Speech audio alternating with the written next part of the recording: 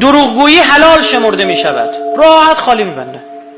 رباخواری محکم و پایه و بنیان پیدا می کند. دقیقاً الانه رباخواری الان بنیان فکری داره. شما الان اگر برید تو مباحث اقتصادی بگید ربا رو جمع کنید میخندن به ریش شما. صله رحم قطع می شود. واقعا ما الان اینو میبینیم. کم سن و سالها تحقیر میکنن پیرمردها و بزرگان را. ملاک امتیاز انسان مالی است، به پول نگاه میکنه. خون کمبها میشود، به سادگی آدم میکشند. قرآن مذهب و مطلع چاپ میشود، قرآن خوشگل میشن، اما کسی به معنی و مفهومش کاری نداره، خاک میخورن. زنان و مردان در خلق و خلق مثل هم میشوند. میگه رفتارهای شکل هم انجام میدن. مردان به مردان و زنان به زنان اکتفا میکنند. و یکی از نشانه آخر زمان اینه که این قوم سدوم یا قوم لوط دوباره چی میشن؟ احیا میشن، زنده میشن، از سر زنا شهرت پیدا میکنن. این دیگه نمونه اون معیار و مصداق پورنو استارها، ستاره های پورنوگرافی که میگه به خاطر زنا طرف مشهور میشه.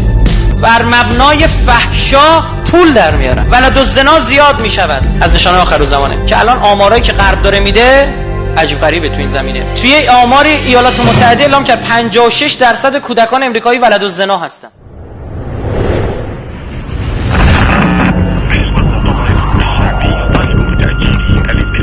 خانه خدا تعطیل است.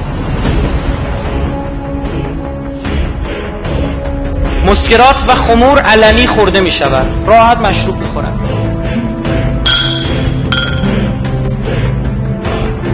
از این جز پوسته ای باقی نمی ماند. کتاب خدا و احکامش تعطیل می شود. در دل شب گناهان در مکانهای بی ترس انجام می شود. این مصداق واقعیش میشه نایت کلوب ها. پول میده یه ورودی میره اونجا دیگه میچرخه تا صبح خوشه. در چنین شرایطی به هوش باشید که وعده الهی نزدیک است. در ادامه باز می‌فرماد کسی که در این شرایط زندگی کند و دیندار باقی بماند اجرش از 50 شهید جنگ بدر بالاتر است. اینو که حضرت رسول گفت مسلمانان معترض شدن، گفتن خب پیامبر چی؟ گفتش که شما اینجوری نگاه نکنید، خودتون رو بذارید جای اونا. تو اون شرایط رو من میبینم هر کسی نمیتونه، چه بسا شما هم باشید اونجا چیکار کنید؟ چپ کنید.